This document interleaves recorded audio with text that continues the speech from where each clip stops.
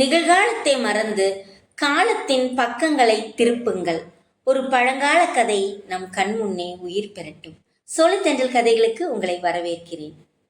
கௌரவர்கள் படையில ஒரு வீரன் மட்டும் தன் சொந்த சகோதரர்களுக்கு எதிராக திரும்புறான். அவன் ஏன் இப்படி செய்யறான்? அவன் துரியோதனோட சகோதரன் அப்படிங்கிறத மறந்துட்டானா? இல்ல, அவன் மறக்கல. அவன் எடுத்த முடிவுதான் மகாபாரதத்துல மறக்கப்பட்ட கதைகள்ல ஒன்று.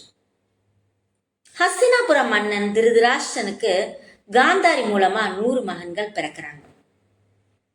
அவங்கள மூத்தவன் தான் துரியோதனன். ஆனா திருதராஷ்டிரனுக்கு வேறு ஒரு பெண்ணின் மூலமா இன்னொரு மகனும் இருக்கிறான். அவனும் கௌரவர்களோட சேர்ந்தே வளர்றான். துரியோதனனும் துச்சாதனும் அவனுடைய சகோதரர்கள் தான். ஆனா ஒரு விஷயத்துல மட்டும் அவன் அவங்க கிட்ட இருந்து வேறுபடுறான். அநியாயத்தை அவனால ஏத்துக்கொள்ளவே முடியல. பாண்டவர்களுக்கு எதிராக நடந்த சூதாட்டம், அவங்களுக்கு இழைக்கப்பட்ட அநியாயம், திரௌபதிக்கு ஏற்பட்ட அவமானம், இவை எல்லாத்தையும் அவன் பார்க்கறான். ஆனா அமைதியாவே இருக்கிறான். காரணம், அவனும் ஒரு கௌரவன் தானே. காலம் கடக்குது. இறுதியா குருஷேத்திர போர் தவிர்க்க முடியாததாகுது. இரு படைகளும் போருக்கு தயாரா நிக்குது. அப்போது யுதிஷ்டன் ஒரு அறிவிப்பை செய்யறான். யாரோட மனம் இப்போது மாறி இருந்தாலும் பரவாயில்ல, அவங்க விரும்புற தரப்புக்கு செல்லலாம். அந்த நேரத்துல கௌரவங்க படையில இருந்து ஒருத்தன் முன்னால வரான். எல்லாரும் திரும்பி பார்க்கறாங்க.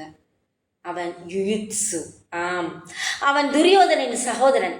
ஆனால் அவன் கௌரவர்கள் படையை விட்டு பாண்டவர்களின் பக்கம் செல்கிறான். அவன் தன் குடும்பத்தை வெறுத்துட்டான் அப்படிங்கிறது இல்லை, தர்மத்தின் பக்கம் நிக்கணும் அப்படிங்கிற அவனோட எண்ணத்தால குருஷேத்திர போர்ல யுத்சு பாண்டவர்கள் கூட போராடுறான். போர் முடிஞ்சப்புறம் உயிரோடு இருந்த சில கௌரவர்கள்ல அவனும் ஒருத்தன். மகாபாரதத்துல பீஷ்மர், கர்ணன், அர்ஜுனன் போன்ற மிகப்பெரிய வீரர்கள் பெயர்கள் அதிகம் பேசப்படுது. ஆனால் யுத்சுவின் கதை நமக்கு வேறொரு விஷயத்த சொல்லி கொடுக்குது. தர்மத்தை தேர்ந்தெடுப்பதற்கு எப்போதும் எதிரிகளை எதிர்க்க வேண்டிய அவசியம் இல்லை.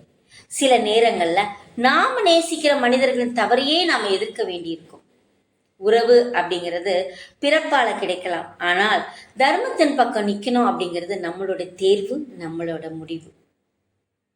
அடுத்த கதையில ஒரு பெண் அர்ஜுனனின் வாழ்க்கையில் தோன்றி அவனுடைய எதிர்காலத்தையே மாற்றா. அவ யார்? அடுத்த பகுதியில் தெரிந்து கொள்வோம். நன்றி, வணக்கம்.